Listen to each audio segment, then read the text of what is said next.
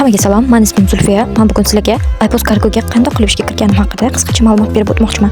Undan avval menga like bosing va podpiska bosishni unutmanglar. 2022-yil men erkin tarzda Xitoydan tovar zakaz qilishni o'zim o'rgandim. Hech qanday kurslarsiz, noldan o'zim o'rgandim. Bu borada menga Chin Vakil Avtokargosi menga yordam bergan, ya'ni yuklarimni olib berish uchun. Chin Vakil Avtokargo o'zini filiallarini ochishini reklama qilgan. 2023-yilda men o'zim ariza topshirganman va arizam qabul bo'lib, ishga qabul qilinganman. Bu ish boshlaganimga mana 3 yil to'ldi. 3 yil ichida Chin Vakil Avtokargo nomidan iPost Cargo nomiga o'zgartirildi. Lekin iPost Cargo bo'lgandan keyin anchagina ob'yom oshdi, klientlar soni ko'paydi va bu bizga anchagina foyda keltirdi. Yanada qiziqarli ma'lumotlar kerak bo'lsa, menga podpiska bosing va like bosishni unutmanglar. Keyingi videolarimda qanaqa ma'lumot kerak bo'lsa, iltimos kommentda yozib ketinglar. Shu bo'yicha video tayyorlab yana joylayman.